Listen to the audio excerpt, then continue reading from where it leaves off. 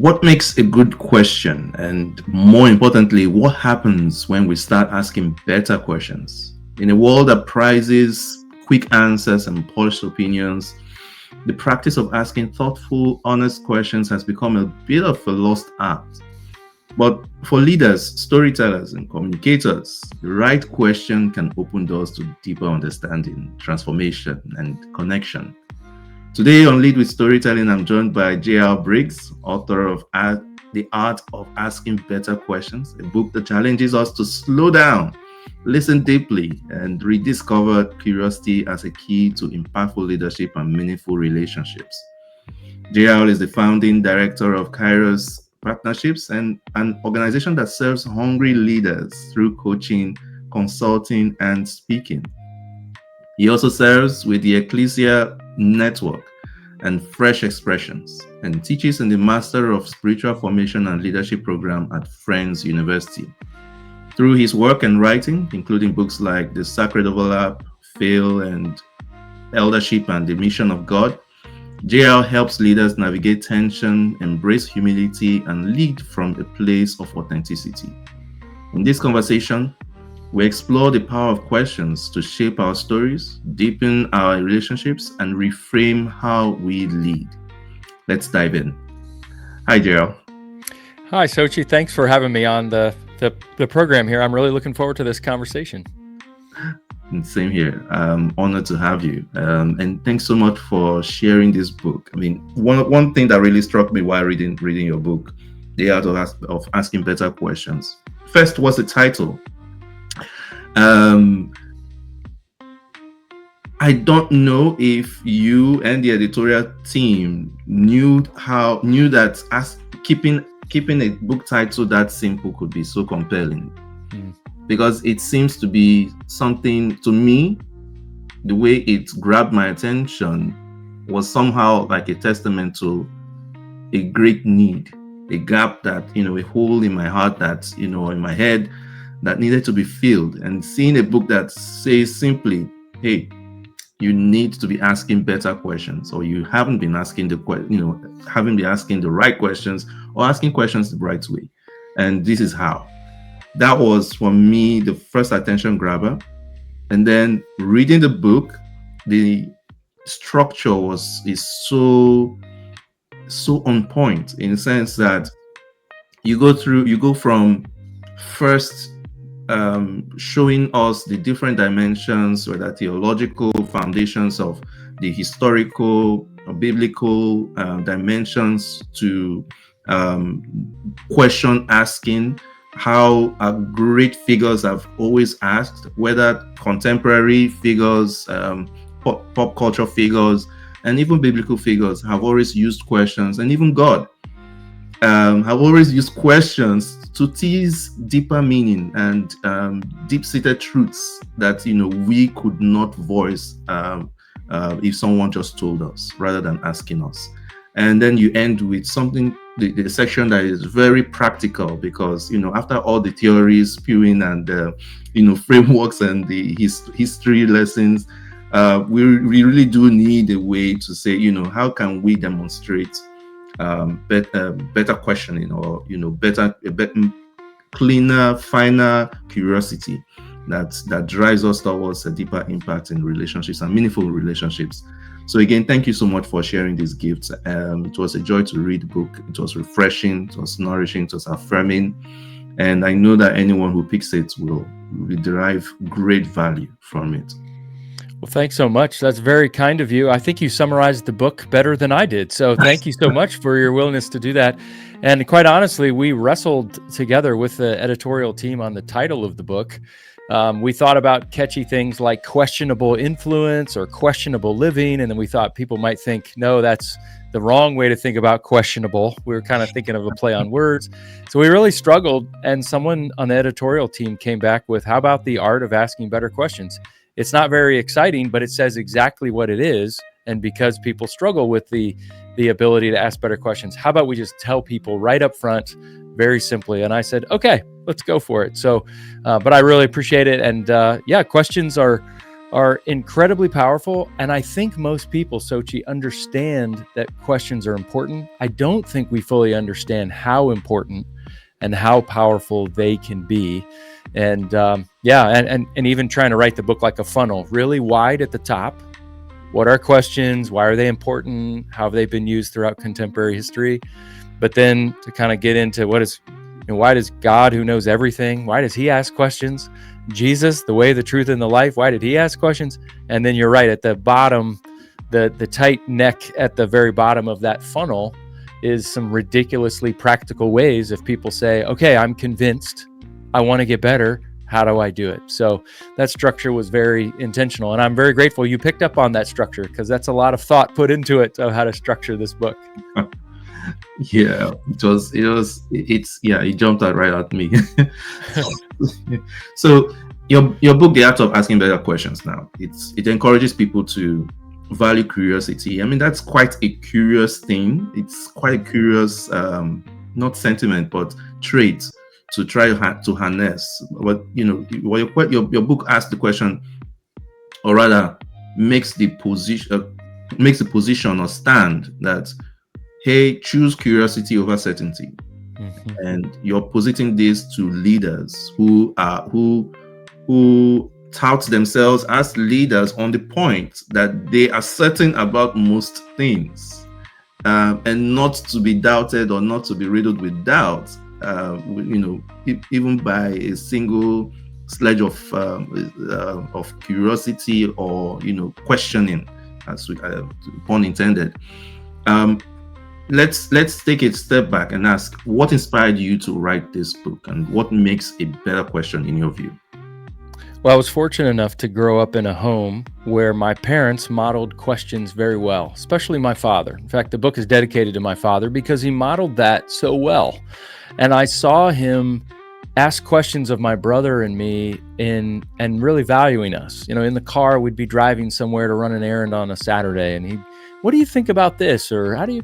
And I always, I thought that was normal until I went to college and realized that, other guys that I had met, their fathers weren't asking questions, and it wasn't judgment. I just assumed, wow, I thought everybody's dad did that. And so it was really modeled well. Number one, I'm very grateful for that. And number two, I also watched my father do this and noticed the richness of the conversations, of just observing and watching, whether it was having guests in our home over a meal or people at church or interacting with neighbors. I always saw my dad have these really rich conversations simply because he asked really thoughtful questions. And that stuck with me. And then I also began to notice, Sochi, that the people that were most inspiring to me, the people that their lives seemed to be interesting and big and have meaning and purpose, they were the ones that were asking great questions of themselves and other people. And then I began to notice those who lived somewhat comfortable or small or uninspiring lives. They didn't ask themselves a lot of questions. They didn't ask others a lot of questions. And the arrows were pointing toward themselves, not toward other people. And I began to notice, the factor is the types of questions and even the amount of questions between these really inspiring groups of people and these people that really just want to live smaller lives. And I said, I kind of want to be more like these inspiring types of people. And if that's the case, I need to learn to ask better questions. And then about 10 years ago, I began to notice just how many questions Jesus asked. I mean, they're there, but I began to just notice. And then I said, I wonder how many are there. And look at how much life change happens when Jesus asks a question. And so then it led me into a deep dive of really studying this for the last 10 years. I got my Doctor of Ministry, and it was on studying the questions of Jesus and what we can learn as leaders about those and how we live today. And so it just sent me on a path that this insatiable curiosity to want to know more about questions. So a lot of those factors led up to why I wrote this book. That's awesome. And I remember in your book you termed those people as question mentors. Yes. Question mentors. And it got me thinking, and I know people have mentors for different reasons, and for different seasons or phases in their lives. But as having a mentor for um, different skills is, that's quite a different spin. It puts a different spin on it, and thank you so much for that. And when you mentioned, when you alluded to your dad and what he was asking, it took me to this section in your book, this chapter in your book, um, the questions Jesus asked. And there was a part in that book, and I'm going to read it. It doesn't spoil anything for anybody who is listening to this, so please, if anything, should draw you in a little bit more. And this part in that book really struck me. So it's I quote: Jesus knows how the human heart is wired for and moved by story. He knew stories moved people in ways that facts, stats, and data simply could not do. Stories are so crucial to human spirit that whoever tells the best stories wins the culture. Jesus' stories had a question baked into each of them. What do you think?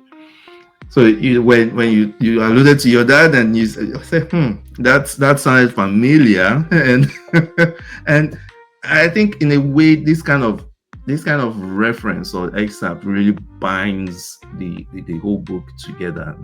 From the practicality foundations to practicality, and it's important to me because even you can tell why I'm on this side asking questions. Hopefully you would have questions for me too, but I'm looking out to make sure that I ask the right questions. Now that's how your book is impacting me personally. But I have my question now. I guess my question now would be: have you seen powerful questions change the course of a story, whether in leadership, coaching, or in personal relationships? Yeah, absolutely. In fact, there are several. One of my favorite questions of leaders, and I'd be curious about your answer as well, Sochi, are what are the questions that have been asked of you that have had the biggest impact in your life? Or what are the questions that you've asked others that have had an impact on them that you've been privileged enough to hear the response or see the impact that they've had? And so it could be, will you marry me? Will you take this job? Will you move across the country and join me? Or even there's a question that a young leader I was talking with a handful of weeks ago, and he was quoting another leader who asked him, and it has stayed with him, about his role as a Christian leader. He said, do you want to impress Christians or do you want to look like Jesus? And he said, for the last 10 years, I haven't been able to shake that question. And to him, that's been an amazing challenge that has marked his own life and his own journey. Do I want to impress Christians or do I want to look like Jesus? And that, even though he was sharing the impact on him, since he asked it and shared that story with me, I'm going, what about for me? Now I'm sharing it with you and your audience. So it's just interesting how a question can get passed down and have impact well beyond the original person who asked someone else. And that's what a good question does. It just kind of, sometimes it can grab you around the neck and it just won't let go. It just grips you. And so, yeah, that's the power of questions. Not every question does that, but when we ask thoughtful, engaging questions with frequency, it's amazing how they can latch onto us. And the passage of the book that you quoted, one of the things I also mentioned is, and I know you love storytelling, I know that's your purpose and a lot of your podcast emphasis, that Jesus took his listeners, when I began to study it throughout the New Testament, he took his listeners on 3 kinds of field trips. The first one were very literal field trips, right? So often called peripatetic, or learning while walking, right? And so he'd say, look at the birds of the air, look at the lilies of the field, look at the woman putting in 2 small mites, and he turned it into a lesson. And a lot of his learning with his students and teaching wasn't in a classroom, but it was out in the world. The world is our classroom. The second are emotional field trips, which were the use of stories and of course, the parables. And then the third one were mental field trips, where we employ questions to provoke thought and what do you think, and to pull us in. And oftentimes in his parables, he had multiple questions. And even in his questions, he often had little mini stories baked in. And so he would use those 3 field trips. And when I talk with faith leaders, especially communicators, I say, isn't it interesting? He takes people on literal field trips, emotional field trips, and mental field trips. Except what do we do today? We sit people in a room. We, instead of telling stories, we give people facts. And instead of asking questions, we just give a bunch of answers. And then we sit around and wonder why no one's changing. And so I said, maybe we actually can learn from Jesus, the communicator and the teacher, and we can begin to employ and implement a lot of his tactics and approaches to how we do that today. So there's a lot of interplay between learning by experience, learning through story, learning through questions. And this book, of course, was just focusing on that third field trip primarily that Jesus used. I think for me, the question that I have found myself stumbling to answer is, who am I? What is success to me? Yes. Every time. So even professionally, when during interviews, I found my answer changing every time I'm asked that question. But of course, the answer I give professionally is not when I'm sitting down and having my own personal reflection. The answer that I think or I feel really defines me or defines my truth. I've had to ask myself, what does success mean to me? And that question has come back to me many times, especially having crossed the Atlantic to this side of the world, to Canada, from Nigeria. And the ideas that I had of success back home are not the same as one that I envision now. I think I've seen now a different side to life, more or less, different perspectives of what success means, people who are living those ideals. And I've had to seeing that and having to compare what my former ideas were to my present reality. I've had to actually reassess, and I am always reassessing every day. And I think the one that troubles me the most to answer is really, who am I? Who am I as just Sochi when I'm alone? Who am I as a husband? Who am I as a father? Who am I as a friend? Who am I as a son, as a brother, as an uncle, as a colleague, as a leader?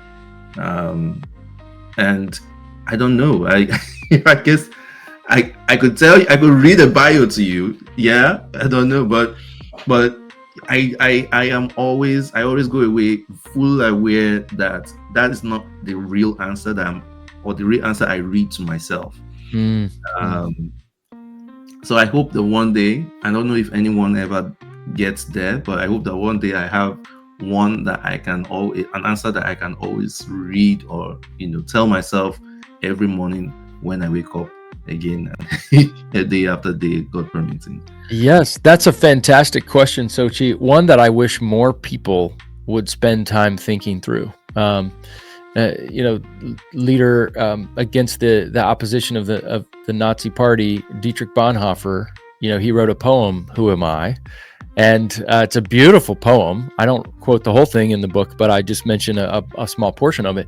And that is a poem I go back to. I first read it in college, and so much of college is about, who am I? Is my identity based on who I am or how well I do something, what I do and how well I do it, or is it on who I am or to whom I belong?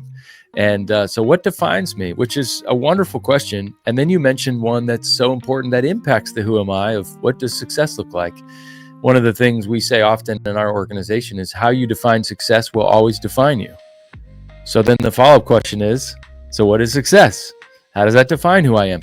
And by the way, how you define success in your business or in your family will define your business or your family. How you define success as a country or as a church will define you as a country or a church. And conversely, it also works that how you define failure will also define you.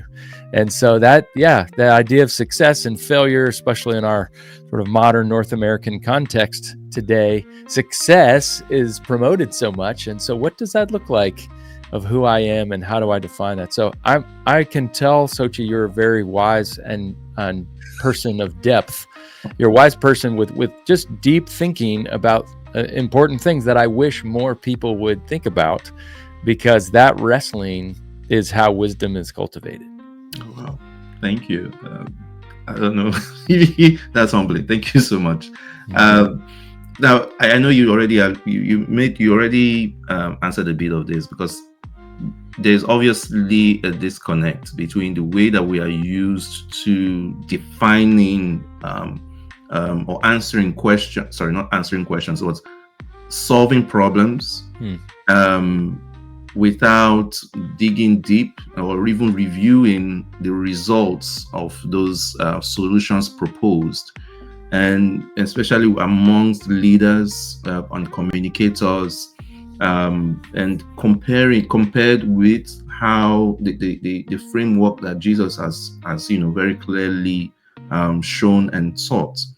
And so there's my question now is, how do you keep leaders growing instead of getting stuck in old patterns? Yeah, it's a wonderful question, and we have to think through what is the purpose of a question to start with. And there are lots of purposes that have been given.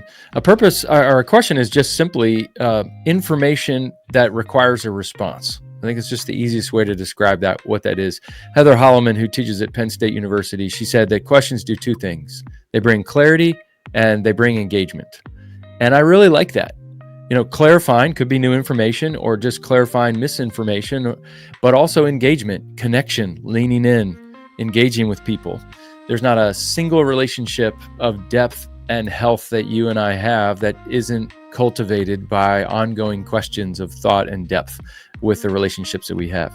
But we live in a world, Tochi, where there are a lot of obstacles. There are a lot of things pushing against us as to why questions are hard. First of all, we live in an attention-seeking age, what's often called conversational narcissism, right? Where we just, especially in the U.S., unfortunately, there's just a lot of focus on me. And so the joke goes, enough about me. What do you think about me, right? And so there's this, the arrows are pointing in when we need to be people where the arrows are pointing out and looking at others and caring for others. The other one is a trap of expertise. We think we know. And so if we know, why would we ask questions if we already know?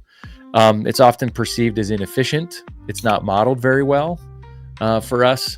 There's a lack of just genuine curiosity. Sometimes we just don't want to know. There's fear of awkward interactions of, I'm not sure I want to know the answer to that. And so it's better if I just don't ask.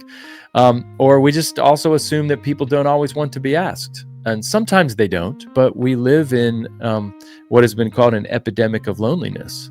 And so there are a whole bunch of people that are saying, would someone listen to me, ask me a question, care about me, pay attention to me? And then the last one, it requires a ton of deliberate practice. And so because of that, people say, I'm busy, I'm tired, I'm not sure I have time or even the energy to grow to be a better question asker. But as we see with Jesus, the results are amazing. And one of the things that I loved doing of studying the New Testament with the questions, I encourage everybody who wants to explore and learn from Jesus and his questions to get a red letter edition of the Bible and circle every red question mark that you see in the Gospels. Don't forget the one that's in Acts. And then ask, where did he ask it? Who did he ask it of? Who else was around listening to that? And what was the impact that had because that question was asked? And it's amazing when we see that those questions are everywhere. And so we see Jesus leading in all sorts of ways by his questions. They open up new possibilities. He challenges the Pharisees. He questions people's reality or the depth of their faith or focus. It's pretty wild because it's there, but once you look for it, it's everywhere. Now, while you're talking, you categorized these touch points for solution touch points, which is the clarity and engagement. And I was the engagement kind of tickled the part of my brain that that knows or understands that one in storytelling and communication, we often talk about empathy. And Mhm. while you're engaging, you're very clear about the arc of the stories you're telling, or the message that you're providing, or the proposition that you are making. Even while you're preferring solutions, you're looking for a part that connects with the people you're speaking to or your audience. Mhm. Now, how do good questions cultivate empathy and help us see the world through someone else's eyes? Yes, I'm so glad you're talking about the idea of empathy. When I think of good questions, it is a gift of hospitality that we extend to other people. And of course, inside that word hospitality, we see hospital, right? That there's a sense of healing that often happens when people are seen and they connect. And because of that, if we can ask a thoughtful question, and what I would describe as asking the right question at the right time to the right person with the right motive, it's amazing how people feel seen and known and loved. You begin to do that regularly. Just yesterday, I had a guy named Dave email me and say, I said, I read your book and I've tried to implement the elements of this book. And he said, I've already had a few people say to me, thank you for asking me such good questions. I feel seen. And I thought, great, there's already impact that's happening here, because he's taken it as a bit of a social experiment to try to value people through asking just 5 or 10% more intentional or better questions. And yeah, because it's so rare, Sochi, when you ask a good question, it catches people off guard sometimes. Yeah. But when you continue to lean in and even ask follow-up questions, you begin to feel loved and cared for. On the opposite end, when you can go through a whole conversation with someone and realize I asked all the questions and not once did they ask me a question, that's a lonely Yeah. feeling. That's Yeah. a hard feeling. Or when someone asks a question and you open your mouth to answer the question, but then the person who asked the question interrupts you and just answers their own question, it's really it's demoralizing. And in fact, that now has a name. It's called boomerasking, just like a boomerang where we throw it out, it comes right back. So let me ask you a question, but let me answer my own question. It would be better if they didn't even ask the question than to ask it, interrupt us, and answer their own question. So I'm curious, Sochi, what does it feel like for you when someone asks you one or a series of questions that are really honoring to you? And then part B, I'm curious, what does it feel like for you when you go through an entire conversation with someone and they didn't ask you a single question? You walk away and realize that. What is that like, kind of part A when people do it well, and part B when it's not there? How does that make you feel? I think for the first, it makes me feel grateful. Grateful is the lingering feeling, right? But there is the catharsis that comes with answering a very well asked question, which is, to explain, um, sometimes we know the answers, but we don't know that we know the answers. We have those questions in ourselves. And then when somebody asks us and forces us to voice out an answer to that, and we're like, yeah, yes, that's what it is. That's what it is. So there's a clarity that you actually draw out of someone, and or rather would be drawn out of me, on being asked a very good question. And then I can feel grateful for that clarity. And of course, move on to, actual execute, implement the next step. So that's for and of course, it also helps me connect with that person, because you're feeling grateful to someone, you feel that connection with the person, you get a sense that this person sees me, hopefully, unless it's a shrink, maybe, I don't know, but but you feel seen, and you can only be grateful for that. When it's not done right, it's really the opposite, but in two ways. So I've seen scenarios where someone asks a question and then goes on to answer the question, or answer the question on their own. Fine, it's kind of alienating, because you're being kept out of of a loop that should have closed properly. But not just that, and sometimes it's also revealing, because I think a lot can be said about a person who answers their question. So it's not so much about me. And then in that way, I think for me, I'll speak personally. I think my God is understanding, was this really about me, or was this about you? And if you're the sort of person who asks questions and then answers them without even, without being sensitive to whether or not I'm ready to answer that question, it says a lot about you. I may not be quick to judge you that one first time. I don't know what might be going on, what the context might be, emotional context, but it does set a pattern in motion. And for me, it says a lot about that person. It's alienating. Of course, the lingering feeling is, well, I didn't get anything from that conversation. I didn't get anything from that connection. And you move on to the next thing. Makes the person forgettable, makes the person distant.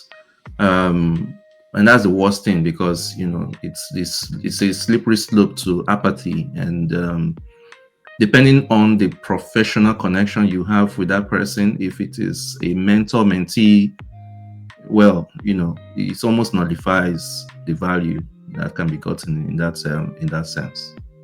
Yeah, that makes a lot of sense. And in fact, it reminds me of how closely listening and question asking are related. In fact, I love that the Chinese symbol for listening incorporates the ears, the eyes, and the heart in the same symbol, which, man, when we've been with people and they give us a full-bodied yes with their attention, they ask good questions, they listen. Based on what we say, they respond and follow up with more. That's such a gift, right? It is so rare. There was a researcher in Boston by the name of Charles Derber, and in the 1970s, he launched something called the Attention Interaction Project, where he identified two types of conversational responses. And I mentioned this in the book. One is a shift response, and one is a support response. And a shift response is where, someone were to say something or ask a question, what kind of, I like turtles, I don't know, something random. And someone says, oh, really? A shift response. Well, I don't like turtles. I like dogs. And so I shifted the conversation away from what you were talking about to something that I wanted. I took the spotlight off you and put it onto me. But a support response, if someone said, I like turtles, support is keeping the support on them, saying, turtles, huh? How did you get involved in turtles? Like, why did you like turtles? Did you have a turtle as a kid? Do you own a turtle now? What's the thing you find fascinating about turtles? Once we find that, this happens all the time. You hear these conversations, especially here in the United States. There are so many shift responses. It's so common. It's jarring. And once you hear it, you can't unhear it. And you go, oh, there was a shift response. Oh, there was a support response. And I notice the people that are most respected, that care well about others, those are the people that do support response and keeping the focus on the person who had just shared rather than shifting it onto their to their ideas. So it reminds me in England, Lady Randolph Churchill, who was Winston Churchill's mother, she once dined with the British politician Benjamin Disraeli, and then on a separate occasion with his political rival William Gladstone. And later she wrote in her journal, she said, when I left the dining room after sitting next to Gladstone, I thought he was the cleverest man in England. But when I sat next to Disraeli, I felt like I was the cleverest woman in England. And so Disraeli was this two-time prime minister, was a master orator, but he was also such an attentive listener who steered the conversation away from himself and toward others. He was the perfect example of a support response in that. And it reminds me of that adage, people don't care how much you know until they know how much you care. And one of the ways we can care for others is to not only ask a question, but then ask good follow-up questions so that it's a support response, not a shift response. And that's a very great seg into, because, many leaders feel the pressure to always have the answers, right? I mean, it's the credentials that for your position as a leader, you have all the answers. But how can embracing, because this is really humbling to say you don't have to have the answers, but anyway, I mean, but how can embracing curiosity and not knowing become a strength rather than a weakness? Yes, there is a strong, strong pull for all of us to believe that the leader must be the expert, the charismatic person up front, oftentimes a male, and that is not the case. In fact, Peter Drucker said that the leader of the past may have been the person who knew how to tell, but the leader of the future will be the leader who knows how to ask. And so the leaders who shape the future will be those who shift from a mindset of leader as answer giver to a leader as lead question asker, because it empowers other people. It's collaborative. It inspires people. It helps them participate and pulls them in to participate and take ownership of a vision larger than themselves. So when we possess a posture of question asking, we have the opportunity to reach into people's souls and hearts and minds and truly connect with them. And those, I believe, who refuse to make that shift to be a lead question asker will become increasingly irrelevant in our world today. But those who do it hold the keys to the future. That's going to take some courage, because that's the current model, is let's focus on the leader up front.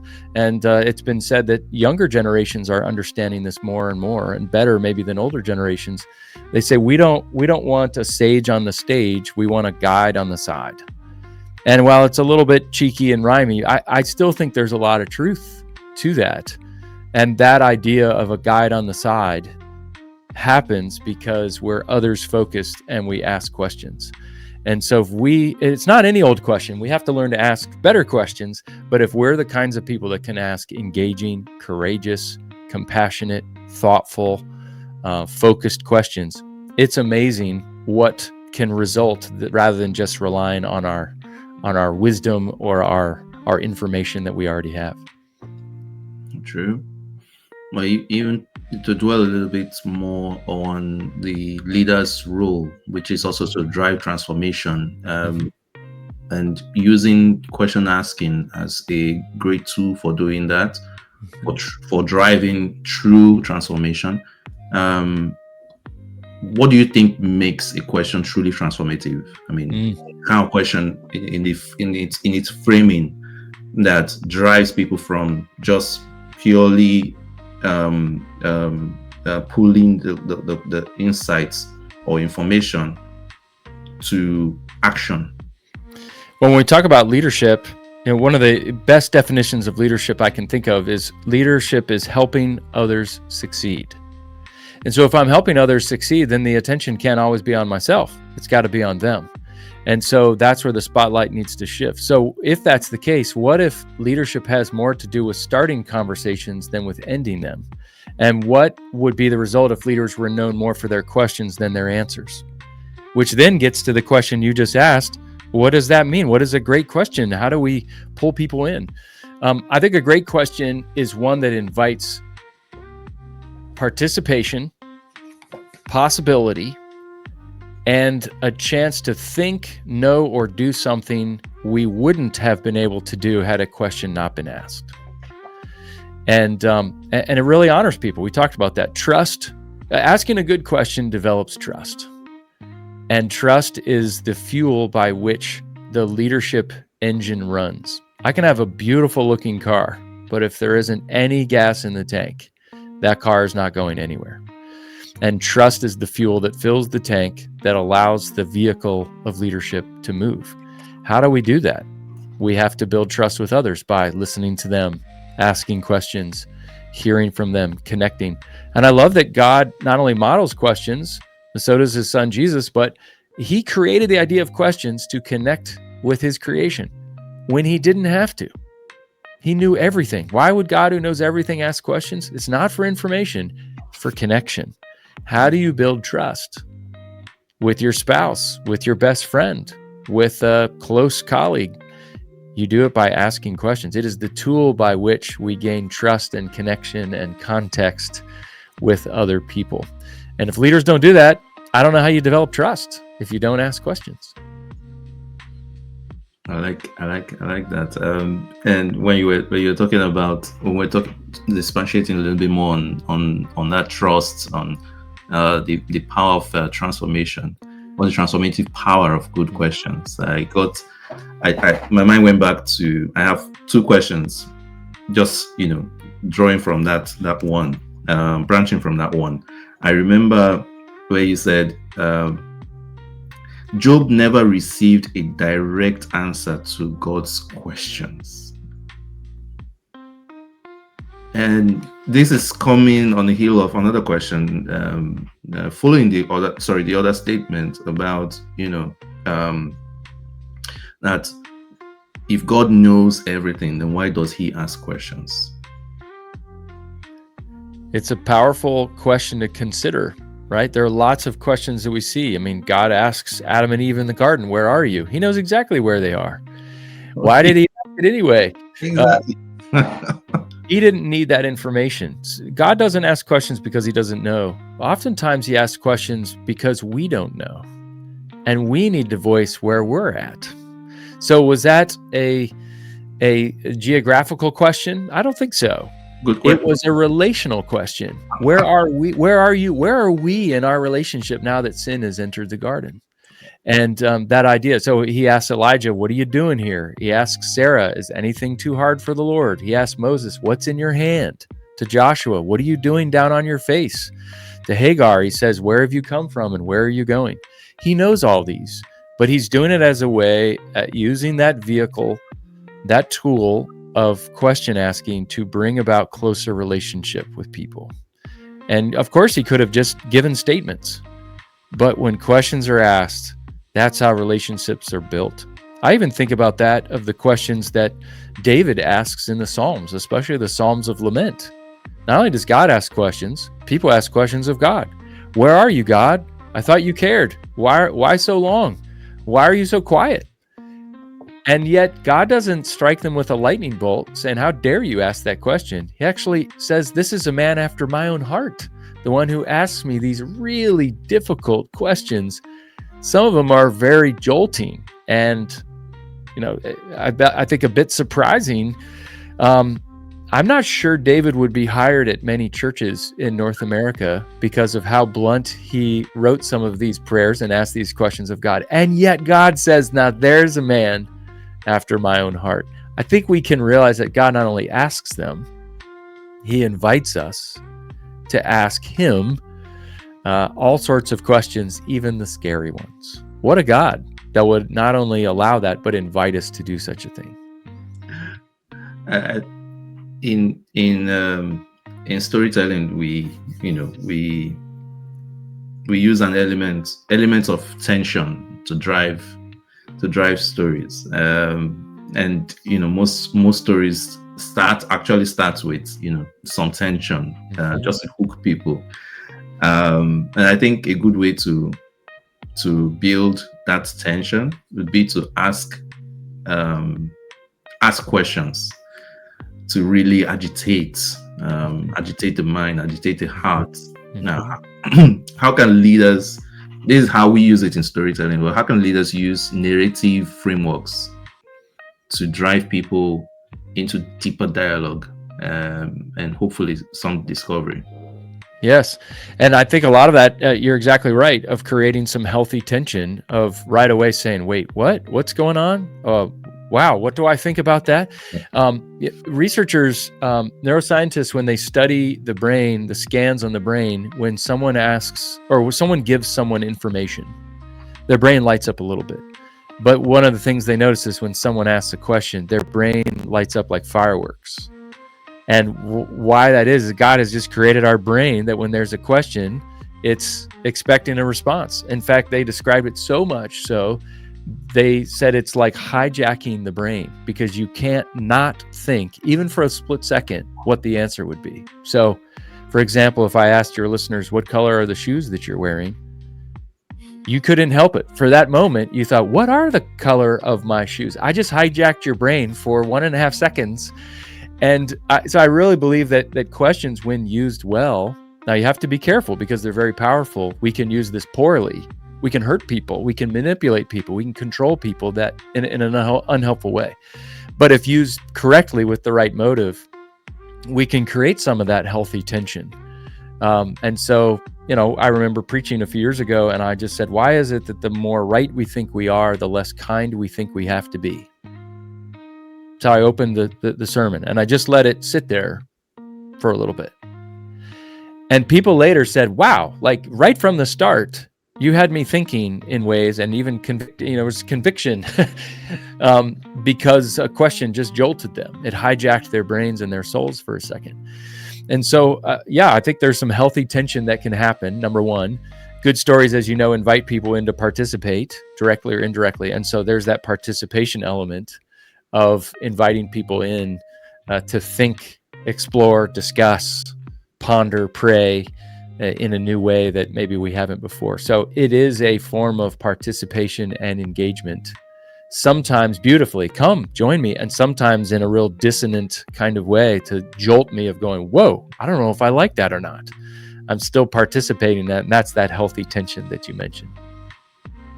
What does leave? So if you were to describe, because I get the value of agitation, of engagement, but living through your life journey, in that constant state of healthy agitation or healthy tension, what does it look like?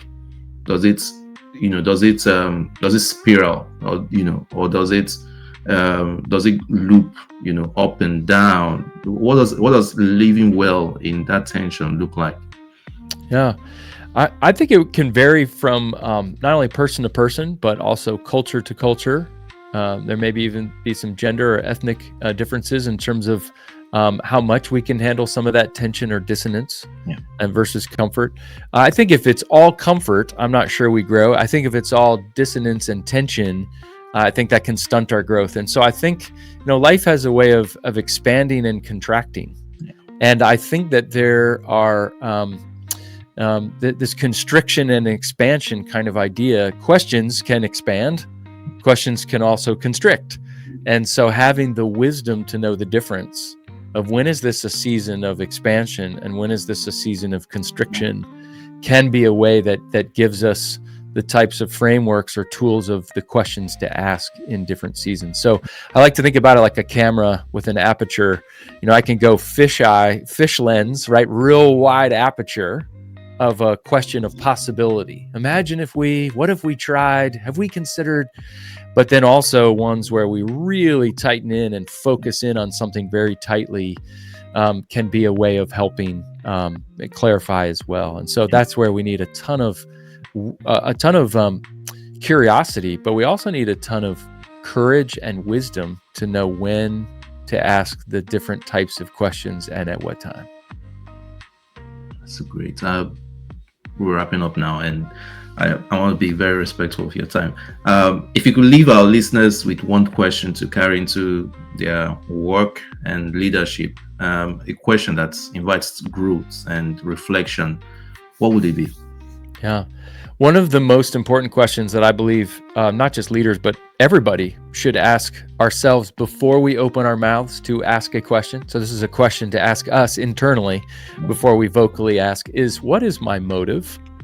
Because questions are so powerful. It's like electricity, it's like money, it's like sex, it's like fire. Depends how we use it. It can be used for great good or incredible damage. And so that's why we need to make sure that we aren't just throwing questions out, but asking, what's my motive here? Is it to help? Is it to seek information? Is it to care for someone, to be curious, to think about new opportunities? Or is it to cut someone down, to show someone how important I am, to be hurtful, to impress? And so I think just if all of us can ask, what is my motive in the question I'm about to ask, I think it can save us from some hurtful or unwise interactions.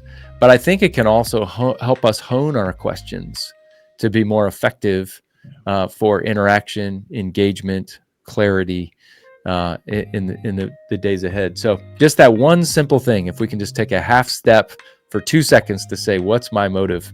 It may keep us from asking poor questions or maybe even that just help us keep our mouth shut entirely, or alter the question in a way that's a little bit more engaging or thoughtful. Yes, I know I promised that was my last question, but I remembered now, reading your book. How do you play question roulette? Yes, question roulette is a real fun game where you can generate, let's say it's a list of 17 really good questions, and you can put it on the notes section of your phone. You could put it on an index card, stick it in your wallet. And when you're with a group of people, to just say, all right, I've got 17 questions here, thoughtful questions. And it may take a while to build those up, or you can have 7 questions. It does it, whatever amount. And you say, let's say there's 17 questions. All right, somebody pick a number between 1 and 17. And say number 6. I say, great, let me ask number 6. And would you all be willing to engage in just around question number 6? Here's question number 6. And it can be another way of just not controlling the conversation, but bringing just enough intentionality and spontaneity that it makes it fun. Then when that question is done, you say, all right, somebody throw out a number between 1 and 17, but not number 6. How about number 13? Great. Number 13, the question is, and it really can spice up a good conversation with families, with coworkers, at a party, with neighbors. And so that's been a real fun game to play with people. Awesome. I mean, when I ran into that, I made a note. I put it on a sticky note in my book. I said, when I talk to JL, I'm going to talk about this. I'm going to talk about this because I think for some of us, we don't do well with small talk. We can't do small talk very well. It takes a while for us to warm up. So the right question is important for us to actually come out and begin warm up to people. If without that, if you're not asking the right question, we might as well just be sipping our coffee in the corner of the room and wait out the 1 hour thing, the whole event. So thanks again for that. That's too. I am definitely going to practice it. I'm going to write out some questions. I'm going to print it out for my kids. We always have the conversation set evenings. After dinner, what we call tea and conversation. And I think playing this kind of game would really be helpful. Not talk of going beyond taking a notch over beyond small talks during social gatherings. Yes. Yeah. Questions can be formative, but they can also be fun. Let's not assume that we have to take ourselves so seriously. Yes. It's really fun when people play question roulette. They say, that was fun. Let's do this again some other time. I've never been with a group of people where we played question roulette. They said, well, that was lame. Why did we do that? Everybody said, what a cool exercise. And others have said, I'm going to try it too. I'm going to generate my own list. And so it just becomes a way. It's formative, it's fun, but it also helps you develop your question asking muscles, and everybody's growing in the process. So yeah, if your listeners want to try that, it's one of several suggestions in the book, but yeah, it can be a real fun way we grow and learn and connect with each other too. Awesome. JL, before we sign out, we usually have a warm down session, segment in the show where I ask rapid fire questions. Mm-hmm. You ready? Sure. Yeah, that sounds great. What's your go-to comfort food? I grew up my early years in Puerto Rico, so I love good Puerto Rican food. Which one in particular? Rice and beans, sometimes with some tostones. Those are my favorite. Nice. If you could have dinner with any historical figure, who would it be? Well, the easy answer is Jesus. But if we take Jesus out of it, I've always been fascinated by Abraham Lincoln. And I think that would be a fascinating conversation with, he struggled with depression a lot. And so how he led through such a difficult and significant season in the history of the United States, but also how he did it through his own personal struggles. I'd find that to be a fascinating conversation. Interesting. Beach or mountains? Both? Can I say both? No, I probably can't say both. I like both, but I'd probably choose mountains. What excites you about mountains? I grew up in Central Virginia, and there were lots of beautiful mountains there. I do love hiking, And especially this time of year with the leaves changing, there's no better time to be in the mountains than when the fall leaves are changing. Favorite book that impacted your life? Well, obviously it'd be the Bible, Scripture, but it's hard for me to answer this. I have a lot of people that ask me this question. I tend to follow particular authors, and I think books also impact you in different seasons of my life. And so, in this season, Henry Nouwen has been a big influence on me. Dallas Willard continues to be a big influence on me. Eugene Peterson was a mentor of mine for 12 years before he died. And so I tend to focus more on authors than on particular books. I found it interesting. I found it interesting that you referenced A.W. Tozer. Mm-hmm. And he was, when I was younger, he was very intriguing to me. He didn't have formal education. Mm-hmm. Now he trained himself. So, but in training, his self-education has led him to, grow spiritually and theologically, in the way he's so sound theologically, and also being able to write so many books that have been widely accepted and really very transformative. And so every time I stumble on, he's not a typical classically trained theologian or missionary. He's just in a class of his own. Mm-hmm. And every time I see someone reference his work in their book, it's kind of gladdens my heart that another acceptance. It's nice. Thanks. What's a skill you've always wanted to learn but haven't had the chance to yet? I'm not a very handy person with my car or around the house. And so I think being better with my hands would be not only my answer, but my wife would say the same thing about me. You and me both. And this is very affirming for me to hear too, because now I can just take this snippet and show it to my wife and say, hey, look, I'm not the only one in this club. So yeah, I think it's my spiritual ungift, actually. So Gerald, thank you so much for your time. I really appreciate the gift of your work and the experience that you shared with my audience, with me especially. This is a conversation I'm going to be replaying. I'll come back to again and again. And I just want to thank you so much for being so generous. Well, thank you for the opportunity to be on here, Sochi. It was very engaging, and you asked really good questions. So thank you for the gift that you extended to me. It's only a testament to your work. So I thank you so much.